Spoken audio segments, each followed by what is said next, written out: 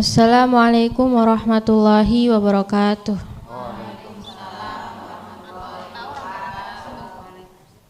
A'udzu billahi minasy syaithanir rajim.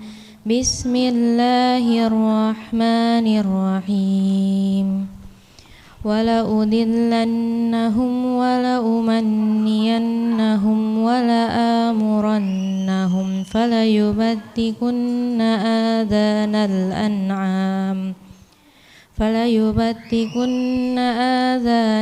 an'am wala amurannahum falayughayyirunna khalqallah. Wa may yattakhidhish syaitana waliyyan min dunillahi faqad khasira khusranan mubina. Ya'iduhum wa yumannihim wa ma ya'iduhumus syaitanu illa ghurura. Ulaika ma'wahum jahannam wala yajiduna anha mahisa. Shadaqallahul azim. Bismillahirrahmanirrahim. Assalamualaikum warahmatullahi wabarakatuh. Bismillahi walhamdulillah wassalatu wassalamu ala rasulillah wala haula wala quwata illa billah amma ba'du. Indahnya di pagi hari ini Allah kembali perkenankan kita untuk bersilaturahmi dalam keadaan sehat di acara ngobrol perkara ilmu. Ngopi yuk. Sebelumnya saya akan menyapa terlebih dahulu Bapak Ustadz Ahmad Haris Riswanto. Assalamualaikum Pak Ustadz. Waalaikumsalam warahmatullahi wabarakatuh. Kabarnya gimana Pak Ustadz? Alhamdulillah sehat. Alhamdulillah sehat. Jamaah ibu-ibu yang ada di lokasi gimana kabarnya Bu? Alhamdulillah sehat. Nah, untuk topik ngopi kita pada pagi hari ini yaitu waspada nyanyian syaitan. Nah, ini maksudnya seperti apa? Kita akan mendengarkan penjelasan lebih lanjutnya. Silahkan Pak Ustadz. Bismillahirrahmanirrahim. Assalamualaikum warahmatullahi wabarakatuh. Alhamdulillahi rabbil alamin. Summassalatu wassalamu ala sayyidil mursalin wa ala alihi wa ashabihi ajma'in, amma ba'du. Jamaah yang dimuliakan Allah dan juga pemirsa Sinpo TV dimanapun berada, semoga Allah terus melimpahkan karunia-Nya untuk kita semuanya, amin ya rabbal alamin. Pagi yang berbahagia ini bahasanya agak serem-serem dikit. Awas, waspada nyanyian. Jangan madep sini ngapa kalau nyebut setan.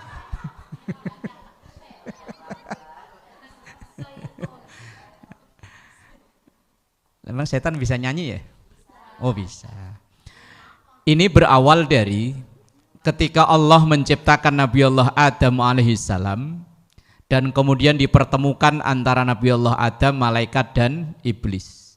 Dan ternyata Nabi Allah Adam mempunyai keunggulan secara spesifik. Akhirnya diperintahkan untuk sujud menghormat kepada Nabi Adam.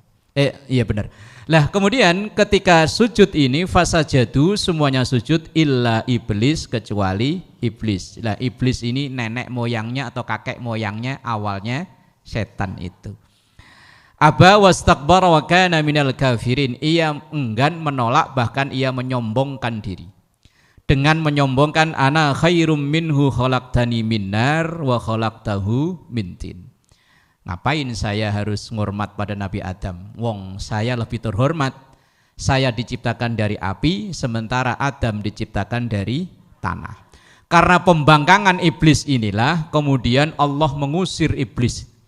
Qala fahbit minha fama yakunu laka an tatakabbaru fiha fahruj innaka minas saghirin. Iblis diusir dari sorga oleh Allah karena dulu sama-sama semuanya tinggal di sorga, kemudian iblis diusir. Lah ketika diusir ini iblis mengajukan beberapa permohonan. Permohonan pertama, qala anzirni ila yaumi yub'atsun. Ya Allah, saya siap untuk diusir dari sorga, cuma saya minta perpanjangan waktu. panjang umur sampai hari kiamat. Berarti pertama makhluk Allah yang minta doa panjang umur itu iblis. Iblis itu ketika diusir dari surga, ia minta anzirni ila yaumi yub'atsun. Tunda kematianku sampai datangnya hari kiamat. Maka iblis dan terus keturunannya setan, mak lampir, gendruwo nggak bisa mati. Makanya dulu ada sinetron itu nggak mati-mati mak lampir. Sinetron. Qala innaka minal mungdharin. Kemudian permintaan iblis untuk panjang umur sampai hari kiamat diijabah oleh Allah, disetujui oleh Allah. Qala innaka minal mungdharin. Siap, kamu, kata Allah untuk iblis, akan aku tunda kematiannya sampai hari kiamat. Lah, ketika disetujui ini, iblis ternyata punya misi, yaitu qala fa bima aghwaytani la aq'udanna lahum siratal mustaqim. Kalau bahasa gini, ya Allah, karena saya udah diusir dari surga, saya terima, tetapi saya akan menggelincirkan, akan ngajak sebanyak-banyaknya anak keturunan Adam yang jadi musuh bebuyutan saya dari jalan yang engkau tunjukkan. Berarti saat iblis diusir itulah iblis mengajukan permohonan panjang umur. Kemudian permohonan kedua, izinkan saya untuk menggelincirkan, menghasut, membujuk anak-anak keturunan Adam supaya ikut denganku membangkang terhadap perintah Allah, tergelincir dari siratal mustaqim. Itu awalnya.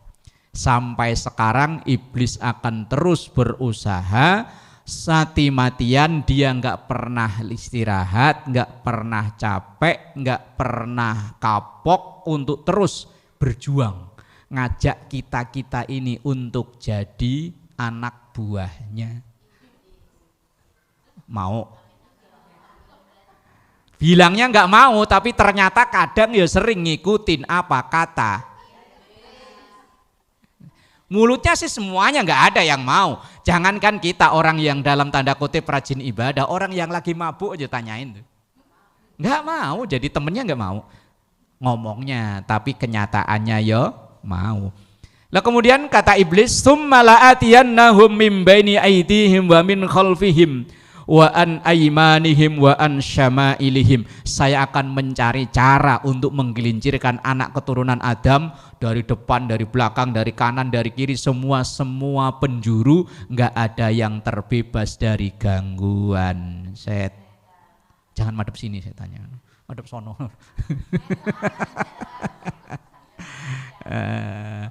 Maka dimanapun tempat, dalam kegiatan apapun, setan akan terus nyari cara. Jangan dikira kalau orang lagi ngaji, orang sholat berjamaah bebas dari iblis. Enggak. Mau dimanapun iblis enggak pernah berhenti. Maka waspadalah. Waspadalah. Insya Allah dilanjut di segmen berikutnya. Wallahu a'lam bisawab. Baik, terima kasih Pak Ustadz. Usai jeda kita akan buka untuk sesi tanya jawab. Silakan disiapkan pertanyaannya. Tetap di Ngopi Yuk.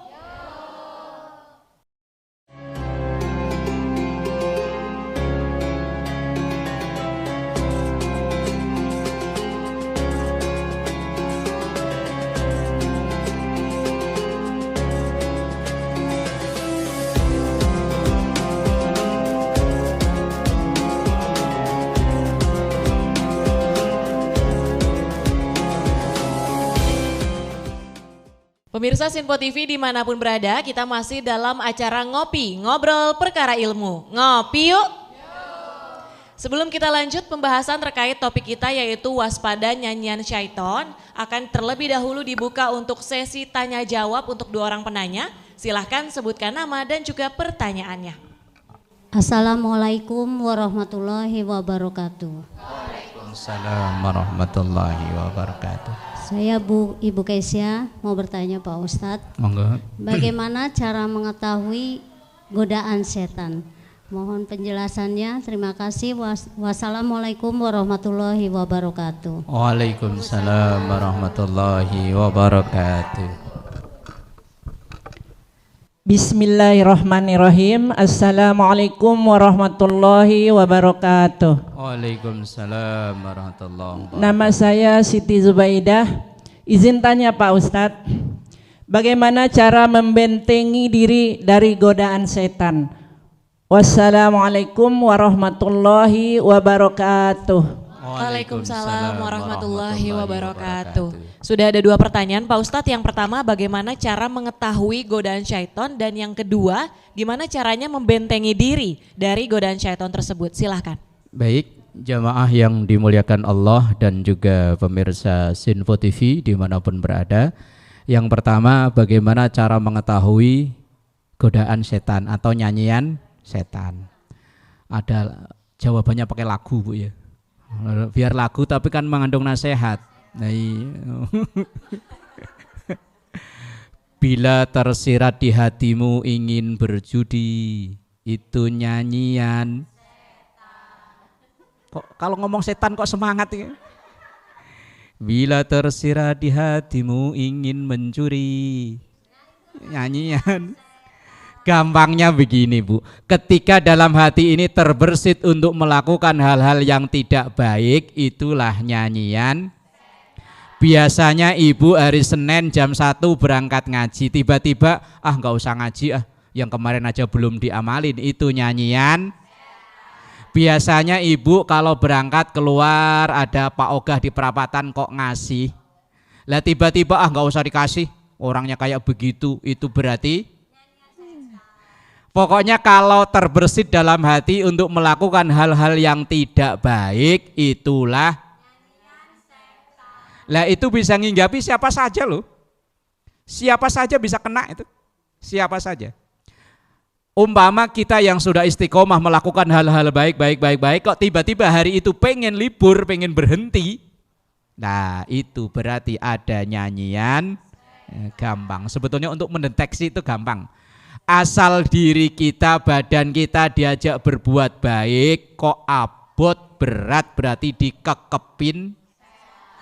Jam 3:30 subuh mata udah melek, badan kok berat buat bangun. Dikekepin. Udah tahu ya? Tiba-tiba ada anak kita nggak tahu apa-apa, tahu-tahu pengen ngomelin, berarti dikompor-komporin. Lah makanya bahasa bercandaan setan itu kalau mau bisa pensiun nih. Loh manusianya lebih setan daripada. Lah iya. Yang berzina manusia, yang kena nikmat katanya zina manusia, yang disalahin. Main judi yang babak belur, dia rumah kejual, motor kejual gara-gara masang slot judi online, yang disalahin kata setan saya disalahin mulu. Ya Allah. Udah terlanjur. Dia udah kadung woro-woro di hadapan Allah, saya akan mati-matian berjuang untuk menggelincirkan anak Adam. Lah giliran anak Adam sudah tergelincir dengan sendirinya, setan tetap salah. Kasihan ya. Makanya jangan ngawali. Orang yang mengawali sesuatu walaupun dia sudah tidak melakukan, ia akan tetap dikenal. Umpama Bu, di komplek itu belum ada majelis gosip. Nah kalau majelis taklim udah umum. Lah kemudian ibu mempelopori, bikinlah depan rumah itu tempat yang nyaman, ini ya. Pokoknya tempat yang nyaman. Kemudian ibu manggil temen 1, 2 orang, 3 orang, ibu nyediain rujakan, nyediain. Pokoknya yang ayo kita mulai majelis gosip ini, semoga istiqomah.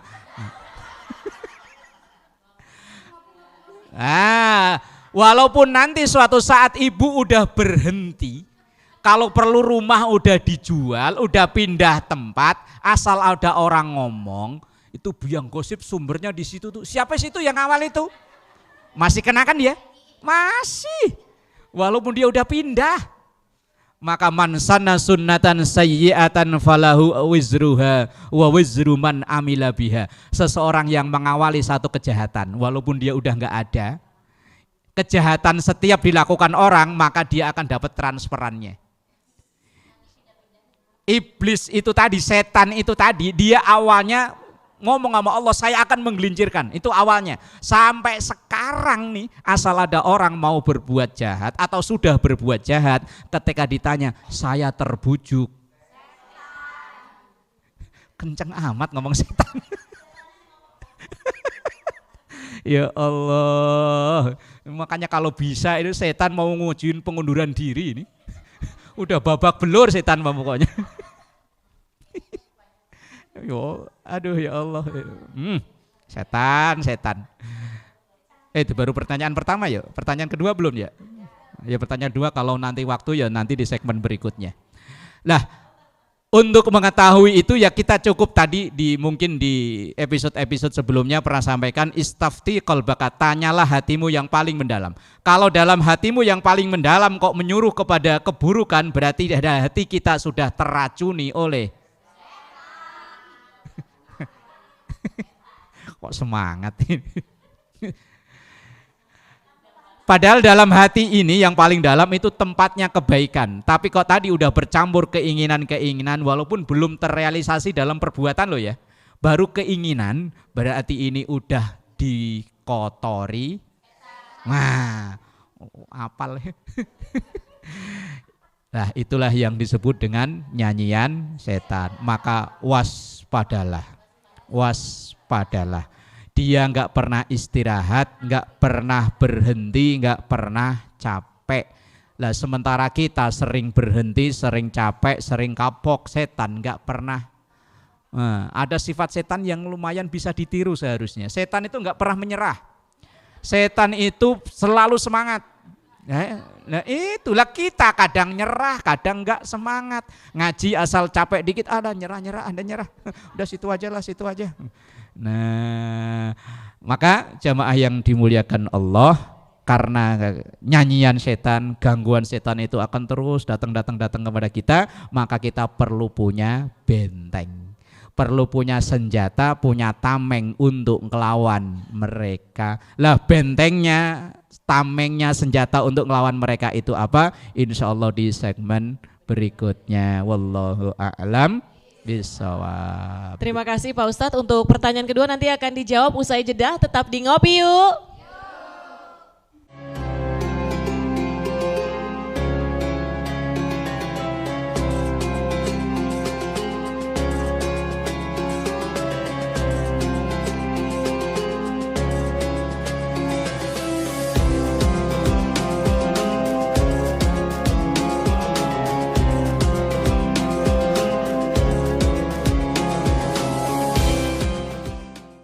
Pemirsa Sinpo TV dimanapun berada, kita masih dalam acara Ngopi, Ngobrol Perkara Ilmu bersama Bapak Ustadz Ahmad Haris Riswanto. Nah sebelum kita lanjut terkait dengan rangkumannya, tadi ada satu pertanyaan di segmen sebelumnya yang belum dijawab, yaitu terkait dengan bagaimana cara membentengi diri dari godaan setan. Silakan dilanjut Pak Ustadz. Baik jamaah yang dimuliakan Allah, pertarungan Bani Adam dengan iblis dan anak buahnya tidak akan berhenti sampai datangnya hari kiamat. Maka untuk melawannya kita butuh senjata, kita butuh tameng, kita butuh benteng. Lah lalu apa benteng kita untuk menahan atau untuk membendung serangan dari iblis dan kawan-kawannya itu? Ada seorang ulama namanya Ka'ab al-Ahbar. Beliau mengatakan begini, al-husunu lil mu'minin minasyaitoni salasun. Benteng bagi orang yang beriman untuk melawan serangan-serangan setan itu ada 3. Yang pertama, al-masjidu hisnun. Masjid ini adalah benteng. Tapi apa iya? Wong nyatanya banyak orang berantem malah berawal dari masjid. Ada orang dulunya baik, gara-gara rebutan jadi ketua masjid berantem.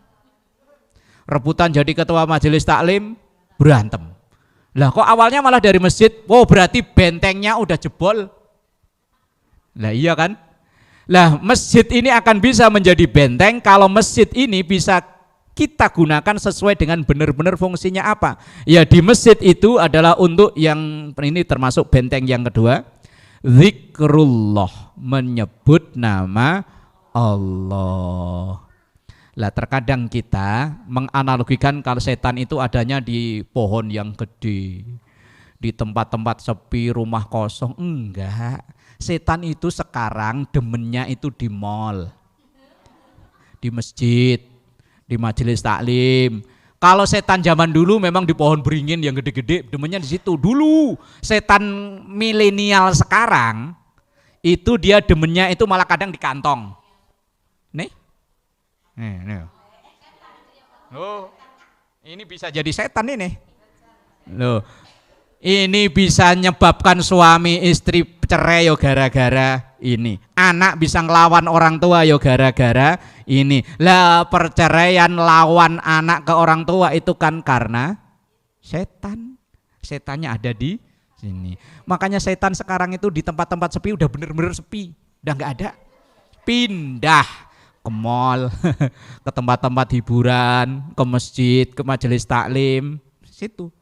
Kalau tempat-tempat itu jauh dari zikir mengingat Allah. Tapi kalau di tempat-tempat itu ada kalimat-kalimat Allah yang disebutkan, insya Allah aman. Orang kalau lagi marah-marah, langsung dia kok alhamdulillah, insya Allah marahnya berhenti. Lah, mana ada orang marah-marah kok tiba-tiba alhamdulillah ya. Lah, kalau udah alhamdulillah, udah nyebut nama Allah, insya Allah berhenti itu marah. Lah, kemudian yang ketiga, benteng dari setan itu qiraatul Quran, membaca ayat Al-Quran. Bukan mushaf Quran, bukan. Kalau mushaf Quran hanya mushaf itu yang 30 juz, setan enggak takut. Enggak takut. Nih. Setan kok di gini-giniin, ada orang kesurupan ditabokin pakai ini, enggak takut. Yang bisa menghancurkan, meluluh lantahkan setan itu bacaan Qur'annya, bukan mushaf Quran. Ini kadang ada orang yang dalam tanda kutip wallahu a'lam, ayat Quran ditulis di kain, ditulis di kertas, dibungkus pakai kain, paku di atas pintu. Konon katanya ngusir. Jangankan cuman sepotong, full gini lo taruh di atas pintu. Kalau perlu bikin jejer di atas pintu, setan enggak takut. Kalau itu enggak pernah dibaca. Wallahu a'lam bishawab. Baik, terima kasih Pak Ustadz. Semoga topik ngopi kita pada pagi hari ini terkait waspada nyanyian setan ini bisa bermanfaat bagi seluruh pemirsa Sinpo TV dimanapun berada. Saya Tiara Dianti mewakili kerabat kerja yang bertugas, pamit undur diri. Terima kasih. Wassalamualaikum warahmatullahi wabarakatuh. Waalaikumsalam.